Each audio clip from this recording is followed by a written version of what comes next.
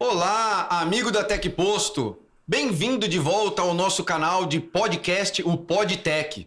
Mas hoje não é PodTech. Estamos iniciando uma série de gravações do PodTech Presidentes. Olha, se tem uma das coisas que me dá mais prazer é ouvir personalidades do mercado, líderes natos, todo mundo conhece. Eu estou aqui hoje com o Bruno Rosas. Bruno Rosas, que conhece tudo de infraestrutura de varejo de combustíveis, que atua nesse mercado, depois eu vou entregar, mas deve ser mais de 20 anos, ele não gosta de falar a idade dele, parece mais jovem, mas é muita bagagem. E hoje a gente está recebendo vocês aqui para ouvir um pouco da carreira do Bruno, entender os desafios de estar à frente de uma empresa multinacional, líder de mercado em diversos equipamentos e portfólios, a responsabilidade que é trabalhar nesse tipo de instituição com um compromisso de entregar produtos inovadores, tecnológicos, com muita segurança embarcada. Vocês conhecem o mercado de combustíveis, tem uma preocupação com segurança gigantesca e prover equipamentos nesse cenário não é para qualquer um, demanda muito trabalho e profissionalismo. Bruno, obrigado por estar aqui com a gente hoje, estou lisonjeado. Hoje aqui conosco o Bruno, como profissional de sucesso, está à frente na presidência de América Latina, é uma jornada que nós que já trabalhamos no mercado corporativo sabemos que é um exercício gigantesco de esforço, demanda muito empenho e as responsabilidades intrínsecas são gigantescas. Então, muito obrigado por estar aqui conversando um pouco de carreira e de mercado conosco hoje, tá? Maravilha. Eu que agradeço a oportunidade de estar aqui batendo um papo. É sempre bom falar das experiências vividas, poder dar conselho, poder receber, poder aprender. Eu acho que essa troca é fundamental. E estamos aqui, vamos bater um papo aqui gostoso. O café tá maravilhoso.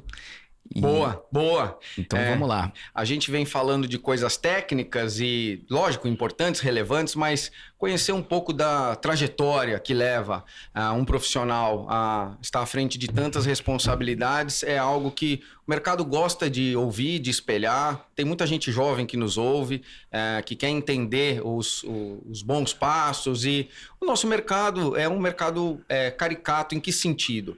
Ele é um mercado pequeno, as pessoas se conhecem pelo nome, é um mercado que acaba que as pessoas transitam por alguns pontos. O amigo, eu vou dizer começa a carreira, mas pode ter acontecido algo antes, mas o amigo começa numa grande empresa de petróleo, pelo lado da revenda, pelo lado da distribuição de combustíveis, depois vem trabalhar com infraestrutura para combustíveis. Eu vou querer te ouvir certamente, tá? Mas eu tenho algumas perguntas legais aqui. Opa, vamos lá. Eu tenho algumas perguntas legais e você fica à vontade para colocar um pouco aí da tua experiência para nós, tá? Com certeza. Ô Bruno, antes da gente entrar no assunto de mercado ou qualquer outro tema, né? Eu vou te fazer uma pergunta para explicar um pouco de como é que se descreve o seu trabalho hoje. Como é que você descreveria o seu trabalho sem termos técnicos? Hoje, à frente da Gilbarco Veeder-Root Latam, de forma simples, fala um pouco para nós. Olha, meu trabalho, ele basicamente, ele entra em 3 pontos assim fundamentais. A primeira coisa, quando você lidera uma empresa no nível da América Latina, acho que você tem que ter uma escuta ativa, né? Então, acho que você escutar tudo que está do ponto de vista, quando eu falo escutativa, é você realmente escutar o teu grupo de pessoas que trabalham contigo, né? Os funcionários da empresa. Você escutar os acionistas da empresa, o que eles estão buscando, aonde eles querem que a empresa chegue.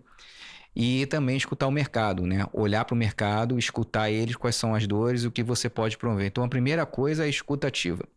É a primeira coisa que me vem rápido para fazer. A segunda coisa é colaboração, né? Então, o meu trabalho, por ter uma região geográfica, além de ter a colaboração interna, né, com os funcionários da empresa, uma colaboração com a diretoria da empresa, tem uma colaboração com o mercado da onde que eu estou dentro, né? Que eu faço parte, que é o mercado de distribuição de combustíveis, e a colaboração também do ponto de vista de outras unidades geográficas da companhia, né? Você colaborar com ideias, colaborar com temas, você passar informação, acho que essa colaboração ela é constante, né? E o terceiro ponto, cara, que tinha um chefe que sempre falava isso para mim, todo líder ele tá ali para desbloquear, para tirar o nó, para fazer com que as coisas fluam. Então você de uma certa forma vai ser colocado sempre à prova para resolver problemas. Você é um resolutor de problemas nato o tempo inteiro. Então você tem que ter um mindset muito para resolver problemas. E resolver problemas podem ser dos mais simples aos mais complexos, né? Mas você tem que estar trabalhando de uma forma para que esse fluxo aconteça, né? Então, desbloquear atividades, né? Bom, então, traduzindo o seu trabalho hoje de forma bem simplista, mas objetiva, vai escutar, vai colocar as pessoas certas juntas, colaborar bastante e ser um facilitador junto a problemas. Exatamente. Resolutor de problemas. Bom, né, isso é bacana de ouvir, porque as pessoas geralmente associam a coisas muito pontuais, né? Conhecimento técnico profundo, financeiro, toda a parte de visão de longo prazo. Mas hoje você tem uma equipe que traz muita coisa para ti e que é interessante ver que vale mais escutá-los a sugeri-los, né? Bacana ouvir isso, Bruno. A serviência é um processo que, quando você se torna líder de uma organização e quando você... Depende da organização que você tá, né? Eu imagino que, no meu caso, é uma multinacional, você lida com várias culturas, né? Você tem... É uma empresa que está com capital aberto, então você tem as responsabilidades de gerar o teu negócio, gerar o P&L, né? Gerir o P&L bem, entregar os resultados financeiros bem, mas, ao mesmo tempo, você tem que entregar tem uma responsabilidade ali. Eu tenho uma responsabilidade com 600 famílias aqui na América Latina, em distintas culturas diferentes, né? E eu me sinto muito honrado e muito feliz de poder estar representando todos eles, né? E fazendo com que eles se desenvolvam, né? Através de pessoas, né, Bruno? As corporações, elas se movimentam através de pessoas, né? E o Bruno também é uma pessoa, também é um ser humano que vive experiências aí ao longo da jornada. Eu quero explorar um pouco disso, porque a visão do presidente, como em toda corporação, via de regra, um executivo dentro de uma sala de reuniões. E eu tenho certeza que não é isso. Por isso que eu já quero passar para uma pergunta, porque ao longo de toda essa jornada tem sala de reunião. Mas tem algum ponto inusitado ao longo da sua carreira? Algo que você vive em campo ou no escritório? Se tiver para dividir com a gente, eu queria ouvir um pouco desse tipo de situação que você pode ter vivido num posto de gasolina, por exemplo. Diversos, né? Então, a maioria das vezes, quando você está trabalhando num local onde você tem fuso horários diferentes, então...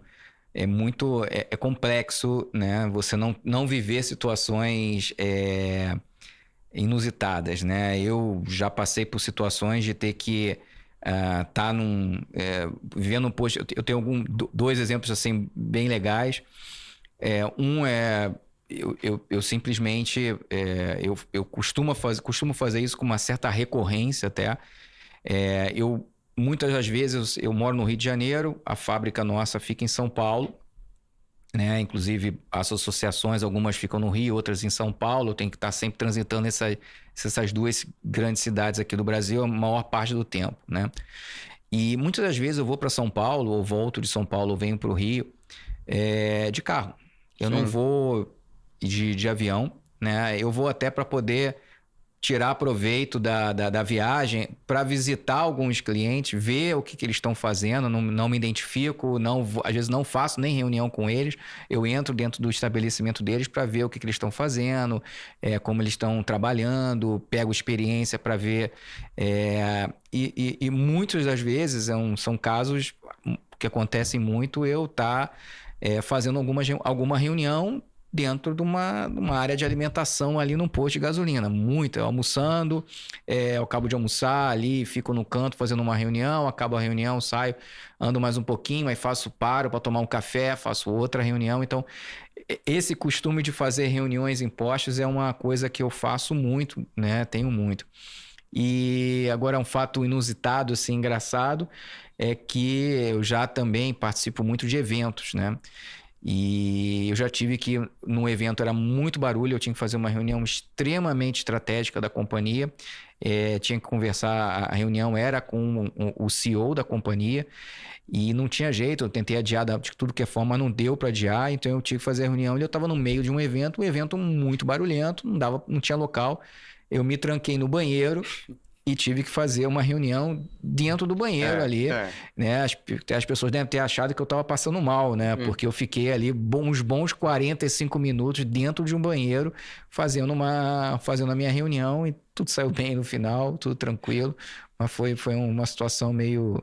Não, mas é um ponto diferente. Que pouca gente conhece, né? De novo, volta aquela coisa do glamour, de tudo muito organizado, mas de vez em quando tem essas surpresas e o compromisso com a reunião demanda, e aí nessas horas vamos com o que a gente tem na hora, né? É o que tem na hora, é o que vai, é o que funciona, e a gente vai levando. Ô Bruno, vários países, morou no Chile, a experiência com a revenda e com combustíveis é enorme, tá? Aí falando um pouco desse setor, o que mais te surpreendeu? Vou falar de passado. O que mais te surpreendeu nesse segmento de postos? Tem alguma coisa que se tornou algo que você imaginava de um jeito e que depois a realidade é outra? Olha, a minha experiência, assim, foram 25 anos que eu tô nesse mercado, tá? Eu não tenho problema de falar a minha idade. Tô com 51 anos de idade, boa ideia. Tô numa fase boa, né? E... assim, uma coisa que mais me surpreendeu é que praticamente no mundo inteiro, eu morei nos Estados Unidos, eu morei no Chile, eu tive experiências de trabalhar em Bangkok, na Ásia, em Dubai, Israel, África do Sul, Europa, diversos locais da Europa. Visitando muitos clientes, visitando muitas pessoas, assim, é impressionante como o mundo inteiro, a expectativa de quem abastece o seu veículo é exatamente igual. Não muda. É sempre a mesma expectativa, sempre o mesmo formato. O que muda, e ao mesmo tempo que é igual à expectativa do cliente, a forma como o posto, né, como a companhia entrega o produto para o cliente é muito diversificada. Ou por uma questão de regulamentação do mercado, ou por a experiência do tipo de veículo, né? Você tem... lá em Bangkok me surpreendeu muito a quantidade de moto, né? E de veículos leves que tinham, assim, era uma quantidade absurda. Na Colômbia, participei de um projeto de desenvolvimento de um posto para motocicleta, para moto. Então, a bomba tinha que ter uma vazão mais baixa, porque a quantidade de moto era um absurdo. Aqui no Brasil, abastecimento simultâneo, tem que abastecer um carro e uma moto no mesmo lado ao mesmo tempo, né? Na Europa, nos Estados Unidos, um posto que não existe, ele fica lá aceso, tem uma bomba parada lá e você chega e você interage, você paga, você abastece e você vai embora e não fala uma palavra com ninguém, né? Sim. Então... todo mundo vai com a expectativa de abastecer, vai com a expectativa na questão da mobilidade, mas a entrega é diferente. É muito bacana, porque você aprende muito. Eu aprendi muito tendo essas experiências e vivendo o costume. E é muito bom ter essa experiência quando você passa um tempo, né? Não fica só de férias, né? Você fica lá e vive como um cidadão do local, né? Interessante ouvir que a expectativa é a mesma, embora sejam culturas distintas, né? Na essência, é abastecer, é colocar energia no tanque daquele veículo, é carregar de energia, que hoje tem diversas formas de acontecer, né? É. E com aquela energia a mobilidade chega. É. Bom, isso é global. Dentro dessa coisa de culturas diferentes, falando um pouco sobre liderar pessoas em diferentes culturas, com um grau de complexidade distinto de cada região. Me conta um pouco, como é que é esse desafio de gerenciar as pessoas desses times, que por vezes você é responsável pelo time de um país como a Argentina, de um país como o Chile e de um país como o Brasil, com culturas completamente diferentes. Eu tô falando das mais simples, como dormir após o almoço, como forma de carregar as energias, ou como, por exemplo, trabalhar na China a madrugada dentro. Uhum. Como é que é gerir culturas diferentes dentro de uma mesma organização?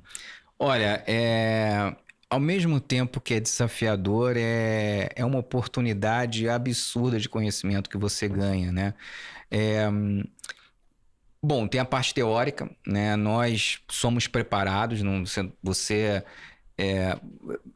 precisa moldar, né? Você precisa entender, você precisa falar de uma forma que a pessoa entenda e ela leve isso para frente sem criar nenhum tipo de barreira, né? Uhum. Então não é só entender a cultura, você tem que saber colocar o teu ponto de vista ou colocar a coisa para rodar de uma forma que a pessoa consiga fazê-lo e levar isso adiante, né?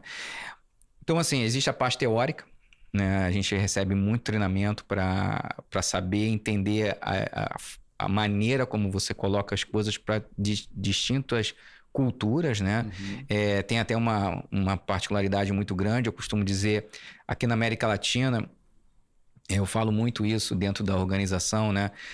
Você falar com um latino-americano, você tem que falar com os 5 sentidos ao mesmo tempo, né? Você tem que estar olhando para ele, você tem que estar num ambiente que tem um olor agradável. Uhum. Então você tem que estar escutando, tem que ter a música, tem que ter alguma coisa boa, tem que ter comida, Sim. né, para o paladar.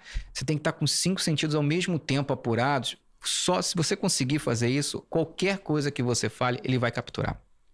Bom. Ele vai capturar. Se você não tiver esses 5, que é difícil você ter os 5 ao mesmo tempo, você tem que substituir por alguma coisa que faça ele lembrar que existe aquele sentido.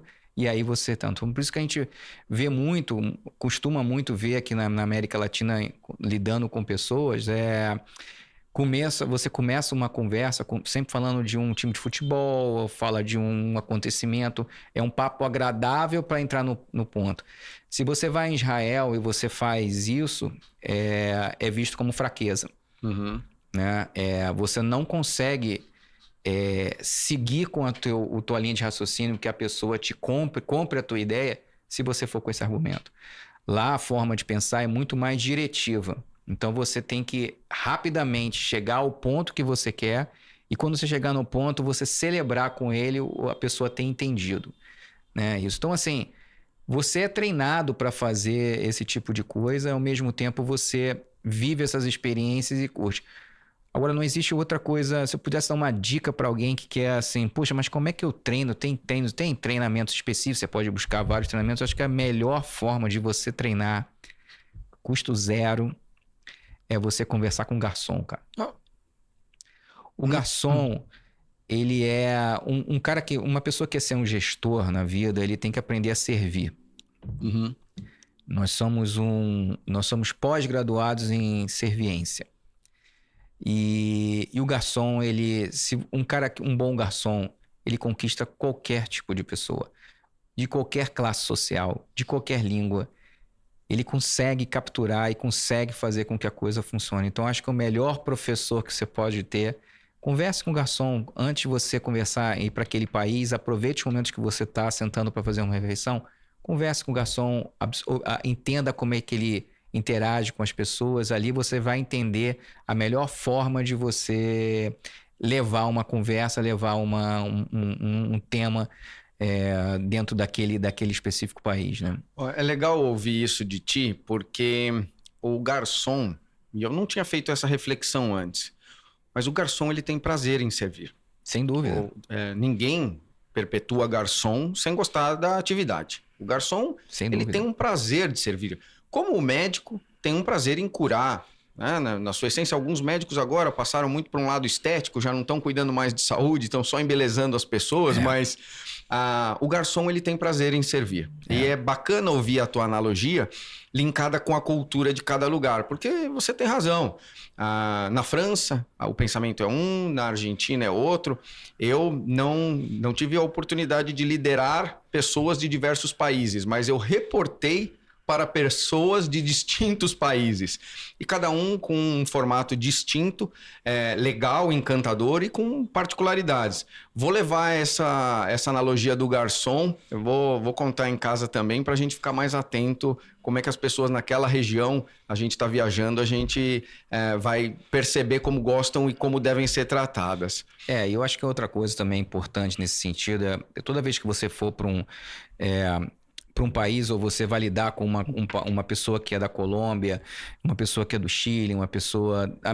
Pensando em América Latina agora, é muito importante você conhecer a história daquele país.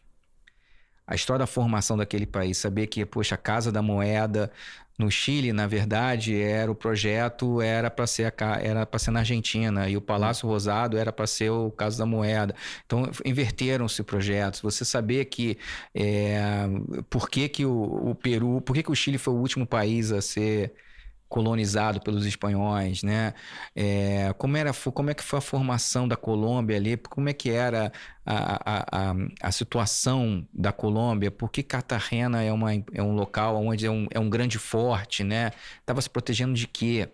Né? Então, conhecer a história daquele local, e aí vai no extremo de você querer, você vai viajar para Maceió, Alagoas. Como é que foi ali? Conhecer um pouco a cidade, entender a história das famílias, aonde foi uma capitania hereditária, quem que foi para lá, por que foi para lá. Isso é importante, porque dali você tira um aprendizado de como a cultura ela vai transcendendo gerações, né? E ali que você começa a entender até por que tem um tipo de comida especial que aquela pessoa, aquela região gosta mais do que a outra. Então, isso é muito legal. Isso é muito legal. Eu te entendo, e a gente estava falando de cultura e a gente não deixa de falar do que aconteceu antes, né? Por que se comporta assim? Por que se comporta de uma forma distinta de outro país? Eu vou dar um exemplo. Eu passei uma vez um terremoto no Equador. Já passei vários. No Equador. E acho que por você ter passado vários, você vai entender o que eu vou falar. Nós estávamos jantando e começou um terremoto e eu nunca tinha vivido isso. Eu entrei em pânico e queria entrar embaixo da mesa. E aqueles parceiros de negócio, a única coisa que se fizeram fazer foi mira um nabalo. Só. Tremiam as paredes, as janelas, e eles continuaram comendo, tentando escolher se ia ser frango ou carne. E, de novo, por quê? Porque eles passaram vários terremotos. Então, o que molda uma cultura, um formato, se é um povo mais destemido, se é um povo mais reticente, é tudo que eles viveram. E a história não é só de 30 anos, é de, às vezes, 200 anos, experiências. Cara, esse tipo de passagem é só quem viveu várias culturas, e fico feliz em te ouvir. Eu queria voltar agora um pouco para a parte de mercados de postos de combustíveis, claro, porque não dá para deixar de abusar da tua experiência e a gente ouvir um pouco mais sobre isso, tá? Fala-se de tudo do que vai ser o futuro dos combustíveis. Na leitura do Bruno Rosas, daqui 5 anos e daqui 10 anos, o que nós vamos ter nesse mercado? Dar uma resposta dessa é uma responsabilidade grande, né? Olha, de tudo que eu vi, eu não tenho medo de fugir dessa pergunta, não. De tudo que eu vi, de que eu ouço, de palestras, de eventos, eu entendo assim, não vai ter uma energia, um combustível, uma fonte energética única que vai dominar o mundo como foi o petróleo nas últimas décadas, né? Eu acho eu acredito que nos próximos 30, 50 anos não vai ter uma mudança de um para o outro. O que eu vejo é um período, a gente vai passar por um período de 30 anos experimentando um monte de coisa. Uhum. Tá? E nessa experimentação de distintas coisas, algumas matrizes energéticas vão se sobrepor a outras. Tá? Uhum. Eu imagino que países, aí vai depender muito da situação, países que não são produtores de petróleo, países que dependem de outros países para refinar combustível, países que não têm acordos comerciais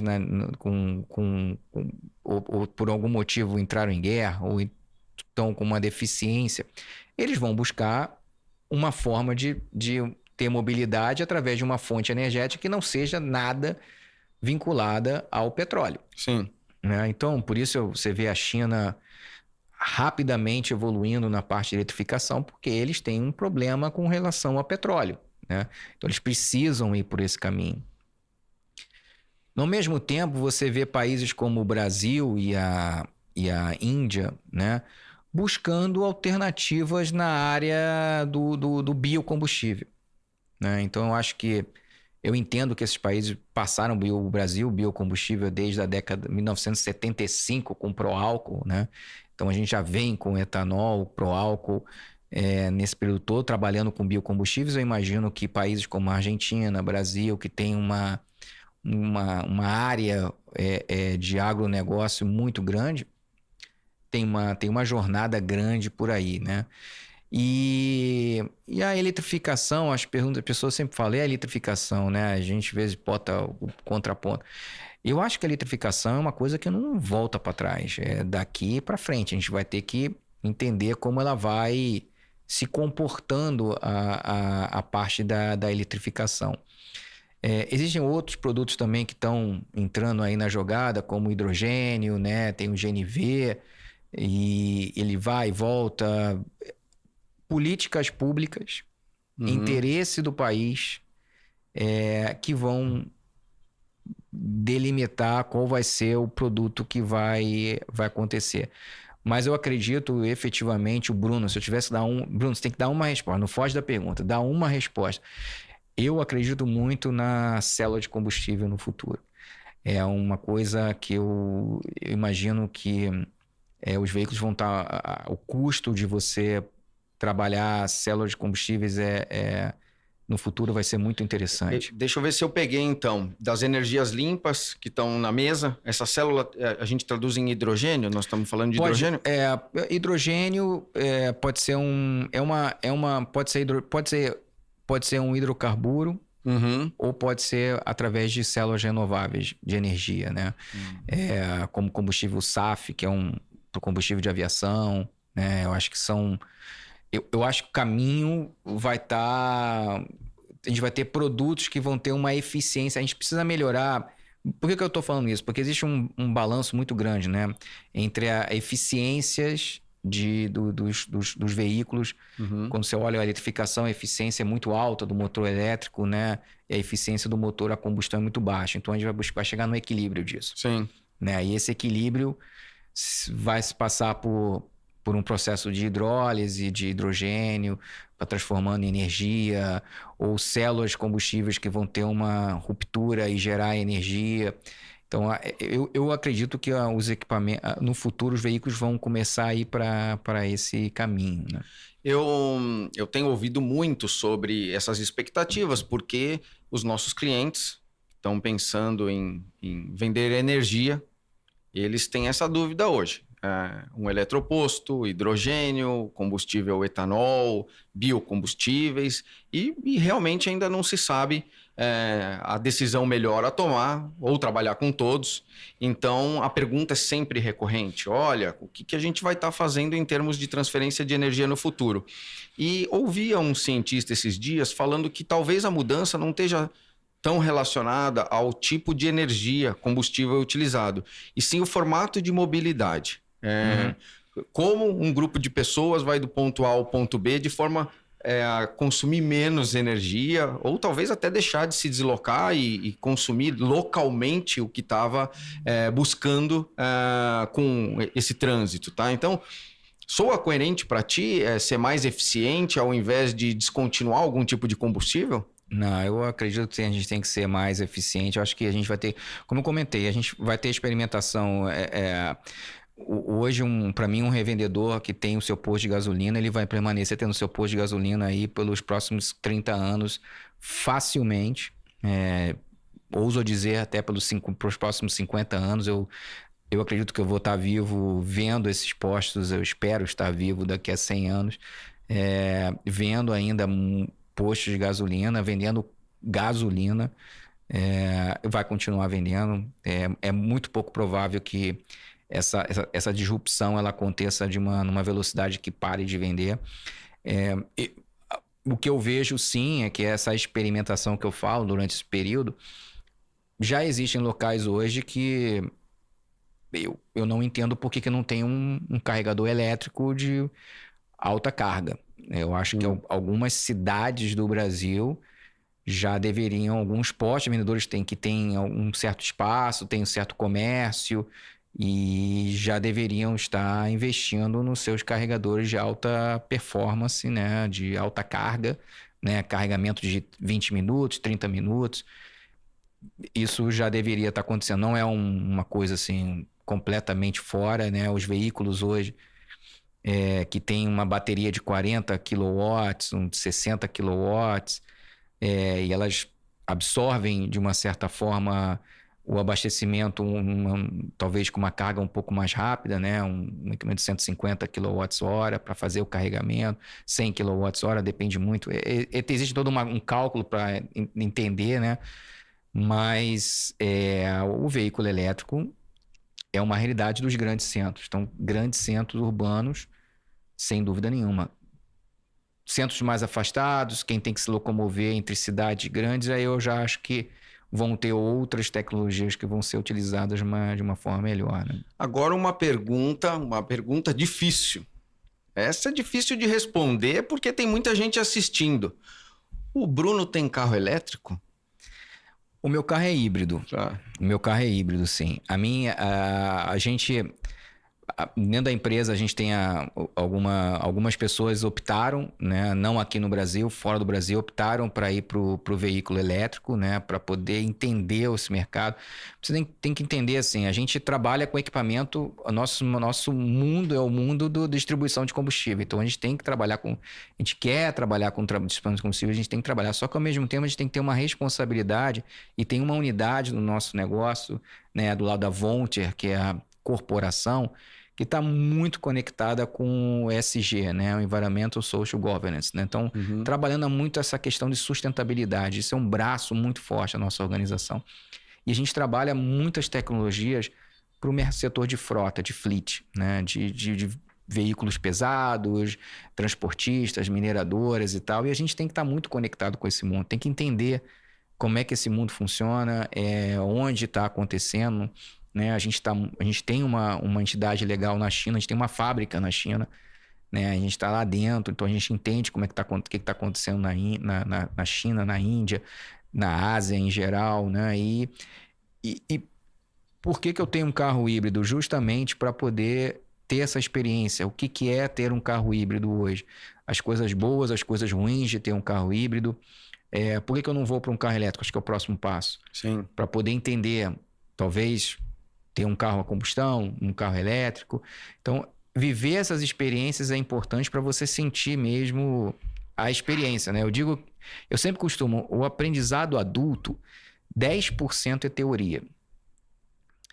20% é coaching, Sim. mentoria, coaching, nesse sentido. O resto, né, os 70% é viver a experiência. Então, você precisa viver a experiência, você precisa ser colocado numa zona de não conforto, né, para viver aquela experiência. Então, para a gente aprender e desenvolver e poder estar conectado no setor, a gente precisa viver essa experiência. Bom, ouvimos tecnicamente, aproveitamos aí da tua bagagem, né? É mais do que relevante, está todo mundo aqui tomando nota no caderno, como é que eu vou construir um posto para 5, 10 anos, mas eu queria traduzir um pouco da personalidade do Bruno Rosas. Eu vou te fazer uma pergunta, não é das mais fáceis de responder essa, tá? Tá bom. Pode até pensar um pouco, mas se você fosse instalar uma bomba, pode ser num posto de gasolina ou em outro lugar, saindo do cenário de combustíveis e pensando em futuro, nas nossas famílias, essa bomba ela ia servir o quê? Quando você fala bomba, você tá falando uma bomba não é uma bomba que explode, não. Não, algo que serve, algo que serve. Cara, vamos lá. É uma pergunta que faz pensar, né? Olha, se eu tivesse que pensar numa bomba, acho que atualmente, né, nessa situação de... Se eu pudesse transformar água não potável em água potável com a bomba e essa bomba pudesse botar água potável, eu instalaria uma bomba para trazer água potável, né? Porque a gente, nesse mundo de total, a gente tem várias deficiências, né? A gente acaba não vendo isso aqui no Brasil um pouco ainda, mas muito pouco, né? Para quem viaja um pouco mais, sente isso, né? Como é complexo o acesso a uma água potável, né? E se eu tivesse que botar, talvez eu esteja falando até politicamente correto, né? Mas eu acho que a água é fundamental para qualquer coisa e ter uma água potável, eu acho que eu colocaria uma bomba para fazer essa filtragem aí. Não sou coerente te ouvir pensar na água, porque é um item básico, escasso, uma preocupação. Sou coerente, eu acho que é generoso pensar nesse sentido, porque você serve mais pessoas. Você acaba beneficiando um número enorme de pessoas e água é vida, água...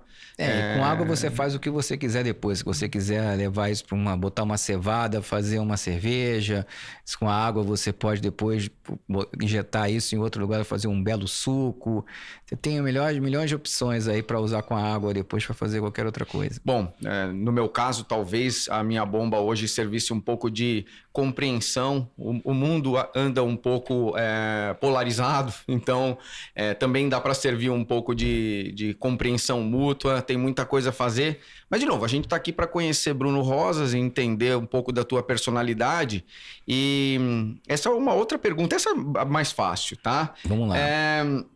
Que tipo de música tocaria nesse equipamento que você colocaria aí em algum lugar para trabalhar? O que o Bruno ouve? Tem alguma preferência? Olha, cara, eu sou bem eclético na questão da música. Existem alguns ritmos de música que eu não sou tão fã de ouvir, né? Mas eu não quero quero falar da parte que eu gosto, né? Eu faria um grande mix, uma mixagem assim, né? Eu começaria, assim como qualquer abastecimento, ele começa com uma vazão mais baixa e depois ele vai para uma vazão mais alta. Eu começaria com uma bela ópera, assim, música clássica para começar o processo, né? Eu costumo ouvir muita música clássica, principalmente dirigindo, né? E depois eu aceleraria o processo aí com um soul, um blues, um jazz, né? Que eu acho extremamente divertido, né? Porque ele é uma poluição sonora bem organizada, que o som sai bem organizado no final, né? Cada um toca de um jeito. Eu acho que esse improviso é muito legal, né? Eu acho que tem que ter um pouco de improviso sempre, tudo que você faz. Você não vai conseguir planejar tudo certinho. Você tem que saber sair desse improviso. Depois eu levaria alguma coisa mais cadenciada, né? Como uma bossa nova. Ele é mais cadenciado, ele vai ali, vai te acalmando, vai te deixando fluir.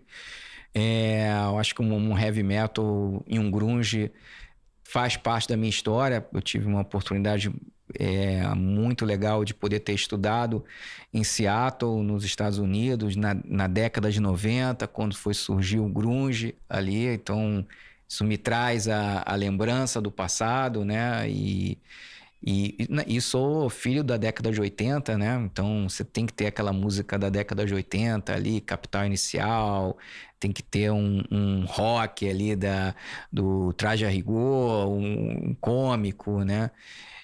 Mas ao mesmo tempo tem que ter acho que um heavy metal depois, quando tá na base, na essência, é muito legal. Clássico também, Iron Maiden, pra quem gosta, eu adoro. AC/DC também, são bandas clássicas de heavy metal que são legais de curtir, né? E me faz lembrar um pouco a minha juventude, né? Vivendo aqui no Brasil. Então, são músicas que com certeza colocaria aí para tocar. Bom, Bruno, a gente faz essas perguntas para conhecer um pouco da personalidade, o que molda um Bruno Rosas, né? Que logicamente está à frente de responsabilidades gigantescas, mas que existe ali uma personalidade, alguém com paixão, alguém dedicado a coisas bacanas e relevantes para toda uma vida. Não é somente uma reunião, um trabalho, uma meta, uma conquista, vai além. E isso acaba moldando as personalidades que alcançam a posição de presidência. É por isso que você está aqui hoje com a gente, para a gente ouvir um pouco dessa trajetória. Eu vou abrir para você fazer uma mensagem a quem está nos ouvindo e buscando entender o que levou o Bruno a assumir esse desafio. Tem uma doação enorme. Acho que quando você é um atleta de ponta, existe um sacrifício por detrás, né? Ninguém se torna Claro, um corpo, atleta de ponta sem ter entregue ali um comprometimento. Então, quem está ouvindo a gente hoje, o que você queria deixar para nós como o que acabou te levando a estar nesse tipo de posição hoje, tá? Eu acho que assim, acho que a mensagem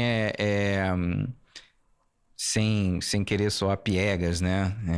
Eu acho que assim, você tem que olhar e projetar o que você quer, projetar efetivamente, bem, com bastante tranquilidade. Acho que não dá para você pensar em dinheiro. Acho que a primeira coisa que você tem que pensar é como gerar aprendizagem, né? Quantas oportunidades você tiver de viver experiências e ganhar bagagem, aprender. Eu, na minha vida e na minha carreira, eu busquei sempre aprender.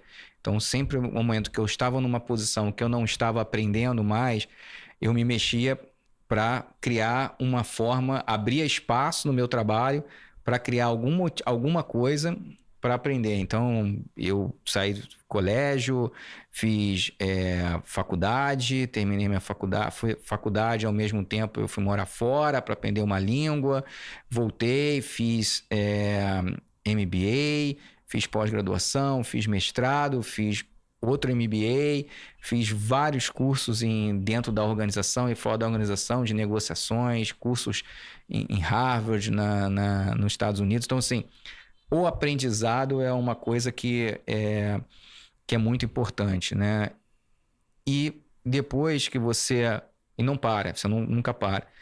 E uma forma de você pensar para que a sua vida profissional ela entregue resultado e você alcance os objetivos que você quer, a palavra que eu sempre uso dentro da organização e falo com todas as pessoas é resiliência, né?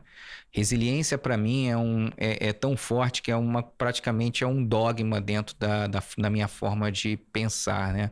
Porque dentro da resiliência você pensa primeiro, você sempre vai ter frustrações em todos os momentos, mas a resiliência te olha e fala, com aquela frustração que você teve, o que você pode tirar daquele ponto?